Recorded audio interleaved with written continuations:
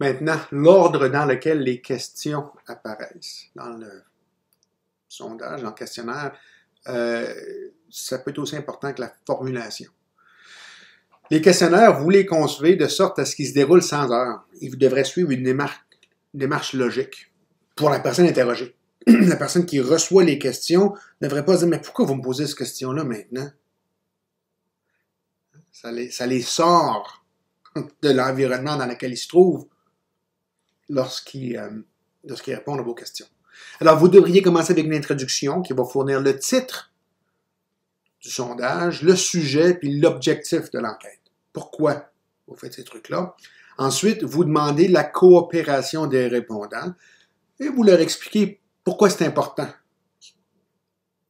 qu'ils coopèrent, pourquoi l'enquête est importante, puis la manière dont les résultats seront utilisés. Parce que vous devez donner quand même aux participants la chance de se retirer de l'enquête.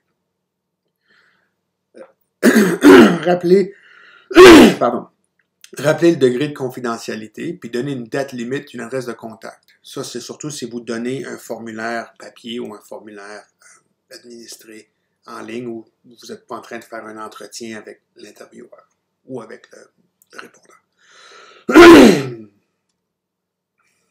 Enchaînez au départ avec une série de questions qui sont plus faciles à répondre et qui devraient être intéressantes. Vous essayez d'établir une confiance avec les répondants. Si vous avez des questions semblables, groupez-les dans la même rubrique, sous la même rubrique. Parfois, les gens font des questionnaires où est-ce qu'on repose des questions plus tard pour vérifier si les réponses qu'on a obtenues sont les vraies réponses ou pas. Alors, c'est une question qui est déguisée où on repose la question, on la repose d'une façon un petit peu différente. Les gens ne reconnaissent pas nécessairement que c'est la même question, mais c'est la même question, on devrait avoir les mêmes réponses. Oui, vous pouvez faire des trucs comme ça, mais s'il y a une question qui ressemble à une question préalable, mais qu'elle se retrouve complètement à la fin du questionnaire, les gens vont dire « Qu'est-ce qui se passe ici? Je comprends pas. » Questions semblables devraient être regroupées dans la même rubrique. Si vous avez des sujets sensibles à introduire, vous ne commencez pas avec les sujets sensibles. Vous attendez que le rapport de confiance soit établi. C'est développé. Et là, éventuellement, vous pouvez poser des questions sensibles, quitte à rappeler les promesses de confidentialité.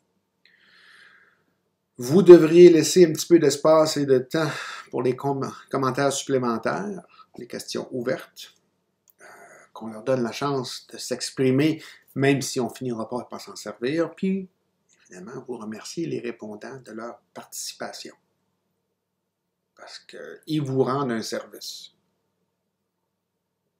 en répondant à votre questionnaire. Il y a plusieurs ouvrages qui discutent du design des questionnaires.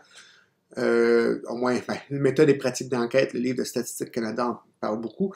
Mike Ediroglu et son équipe, qui était à l'époque, comment on appelle ça, spécialiste d'enquête à Statistique Canada, un petit papier, un petit article intéressant, c'est pas bien long, une quinzaine de pages. Framework for Measuring and Reducing Non-Response in Surveys. Écoutez, un des problèmes qu'on a, c'est que les gens ne répondent pas au sondage. Les taux de non-réponse sont super élevés. Qu'est-ce qu'on peut faire pour essayer de minimiser ça? Il y a des gens qui ne répondent pas, ça ne dérange pas ce que vous faites. Mais il y a des gens qui avaient l'intention de répondre, qui reçoivent le questionnaire, puis qui soudainement ils changent d'idée. Mais qu'est-ce qu'on peut faire pour essayer de réduire ces trucs-là? Si vous n'avez pas un plan d'échantillonnage solide, même si votre questionnaire c'est un bon questionnaire, les données recueillies, les données que vous allez ramasser, ils ne seront peut-être pas propices à être utilisés pour l'analyse. Vous ne pourrez pas nécessairement en tirer des conclusions exploitables. Vous devez avoir non seulement un questionnaire solide, mais un plan d'échantillonnage solide. De tout mettre votre argent dans le design du questionnaire, puis de rien mettre sur l'obtention des réponses, puis sur l'analyse, c'est pas une bonne stratégie. Le questionnaire, vous vous en servez aussi, potentiellement, pour permettre une classification des unités en strates, ce qu'on a parlé au chapitre 3, ou en grappes, les clusters, dont on va parler au chapitre 6. C'est pour ça que vous avez besoin d'un renseignement démographique. Ce n'est pas de mauvaise chose d'aller chercher cette information-là. Je vous donne un exemple ici. C'est la première page du formulaire de recensement de la France en 2018. Et vous voyez les belles couleurs. Il y a beaucoup de texte, je dois vous admettre. J'ai de la misère à tout lire ce qui est là, mais ça ressemble à ce que vous verriez dans un formulaire de recensement. Et puis on peut comparer ça, par exemple, il y a une vidéo que je vous invite à visionner. C'était pour le recensement de 2021, c'est le recensement du Canada. Je trouve qu'il y a une petite différence, surtout à l'époque où on peut se servir de méthodes autres que juste le papier. Il y a avantage à présenter des vidéos de ce type-là pour les instructions qui accompagnent le recensement. Comparez ça ici aux instructions du recensement de la France. Je ne vous dis pas que le formulaire de recensement de la France il est mal élaboré ou mal designé, c'est pas ça que je dis, mais remarquez les différences pour les instructions ici.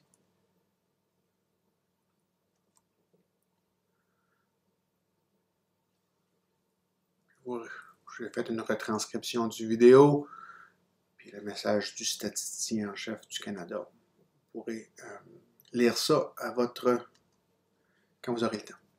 Un autre exemple de questionnaire de satisfaction, c'est très très simple. C'est quelque chose que vous retrouveriez peut-être dans un restaurant. Avez-vous aimé votre service? Avez-vous aimé la nourriture? Les rubriques sont là. Vous pouvez donner de l'information de contact. Place pour les réponses. C'est un spectre qui va de mauvais à très bien. Puis il y a de la place pour laisser des remarques, des suggestions, des trucs ouverts. Ça aussi, c'est un questionnaire. Puis, c'est quand même fait d'une belle façon.